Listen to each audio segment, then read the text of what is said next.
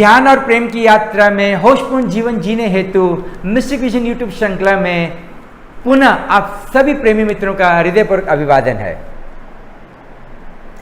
भगवान हमसे कुछ मांगता नहीं और हम उसे सब कुछ चढ़ाते हैं। कभी धन चढ़ाते हैं, कभी फल, कभी नैवेद्य। मगर क्या कभी आपने अनुभव किया है कि हमने कभी अपने आप को उसे अर्पण नहीं किया? हम अपने आप को बचाकर उसे सब कुछ देना चाहते हैं और ईश्वर की चाहना है कि चाहे हम और कुछ ना दें, सिर्फ हम अपने आप को उसे अर्पण कर दें। और जैसे ही हम अपने आप को उसको अर्पण कर देते हैं, ईश्वर जीने के हमारे सारे रास्ते खोल देता है।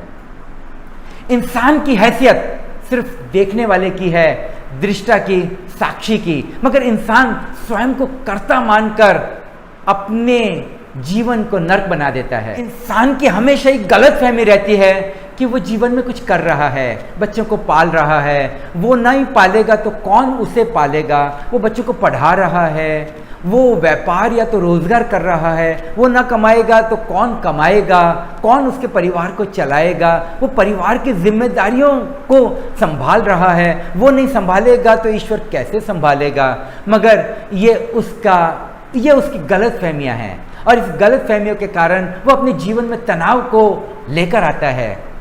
वो भूल जाता है कि उसकी हैसियत सिर्फ साक्षी की है। भगवान कृष्ण गीता के संदेश में अर्जुन को यही संदेश दे रहे हैं कि तू सिर्फ निमित्त हो जा। जो भी तू कार्य कर, उससे स्वयं को निमित्त बनाते हुए उस कार्य को कर। अर्जुन श्री कृष्ण से कहते हैं कि वो युद्ध नहीं करेगा, मगर जब भगवान कृष्ण उन्हें अपने विराट स्वरूप का दर्शन कराते हुए उसे कहते हैं कि ये जो युद्ध है, इसमें तो जो परिणाम है वो पहले से हुआ है, तू करने वाला नहीं है, तू सिर्फ निमित्त है।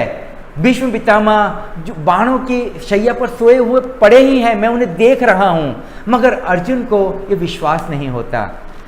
कहने का तात्पर्य यह है कि जीवन में जो भी घटनाएं हुई हैं या हो रही हैं या जो होने वाली हैं, वो सब एक स्क्रिप्ट के तौर पर लिखी जा चुकी हैं। सिर्फ हमें उसको दृष्टा भाव से करना है। अगर हम साक्षी होते हुए उन घटनाओं को देखते चले जाएं और स्वयं को निमित्त मानकर अकर्ता भाव से कर्म को करते जाएं, तो हम कर्म को बड़े उत्साहपूर्ण रूप से करेंगे भी और हमें कर्म बंधन छू भी ना पाएगा।